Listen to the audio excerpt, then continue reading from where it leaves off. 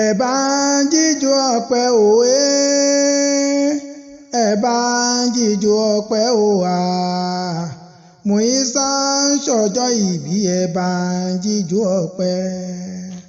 Ẹ bá ń jíjó ọpẹ́ òwe, ẹ bá ń jíjó ọpẹ́ òwà.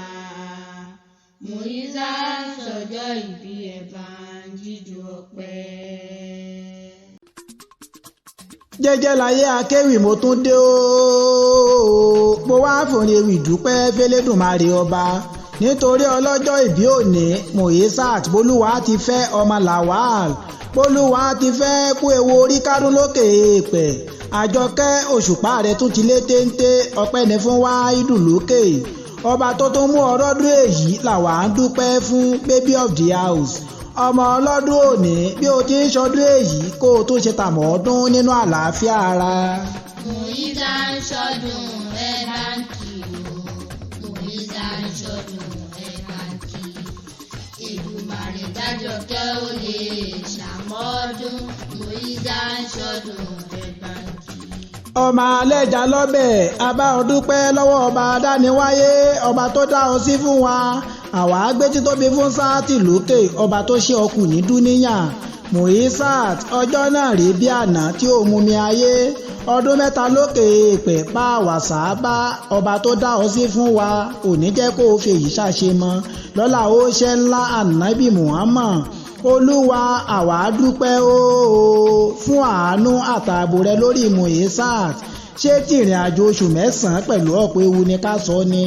Ìròyìn ọjọ́ ìkúnlẹ̀ ò ṣeé fẹnu sọ. Adúpẹ́ atúntọ́pẹ́ dá wá ìdòlè kọ̀ á.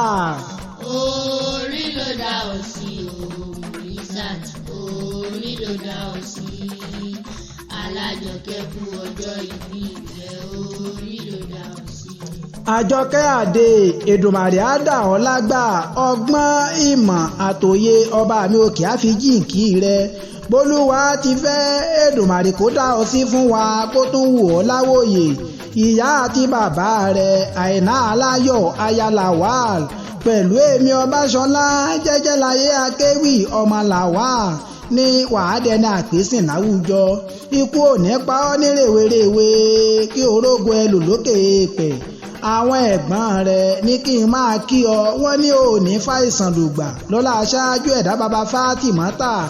Olúwa adúpẹ́dúpẹ́ ọpẹ́ wa ò lópin o lórí MUHIZAT ọmọ Lawal. Olúwa ti fẹ́ ọdọọdún ní sápó ń rúwé, ọdọọdún lèrú wà ń wà, ọdọọdún làárọ̀ rógbó, ọdọọdún làárọ̀ àwùsá, ọdọọdún làárọ̀ mobì lórí àtẹ. Àṣeyí ṣàmọ̀ ọdún MUHIZAT, inú ilé baba tó bí ọ yá o. Àwa lọmọ alẹ́jà lọ́bẹ̀, ọmọ gbẹlẹ̀ bí ọtí, ọmọ ọba òǹdùn mòye, ọmọ ọba ibú owó, ọmọ àwọ̀dọ́ olótù ẹkùn dùn, abilétumọ̀ lára bí ọba, ọmọ ẹlẹ́làájù, ọmọ ojúrò ń gbé, ọmọ ọ̀yọ́lẹ́lẹ́wà, ọmọ oníkùngbẹ̀dù, ọmọ oníkùngbọ̀rọ̀, bàbá wa larínú gbọ̀rọ̀ sí, ọmọ alọ́ba mọ́jà, ọmọ òrìlé ọlá, ọmọ ọ̀gánmọ́lẹ́jù, ọmọ apamọ́ríṣẹ́gbó, ọmọ ahéré bàbá olóko, òpógiri níjù. Mo fi tó kù síkùn lọ́jọ́ mi ọjọ́ ire. Ìlọrin Àfọ̀njá ní iye tó bí ọ, Ìlọrin Àfọ̀njá ẹnu dùn jù yọ. Ìlú tí ò léegun ẹṣin lè gúngún inú ilé wọn. Akéwúgbẹ̀rú aṣàdúrà gbọrẹ, ajífi kálámù dá wọn lẹ́kun àríṣe kọ́ńdúkọ́ńdú.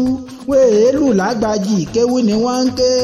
Eégún wá búra bó bá dénú igbórí, pàká wá búra bó bá dégbàlẹ̀. Èrò ìwà yóò pó wá búra bó bá lóbìnrin.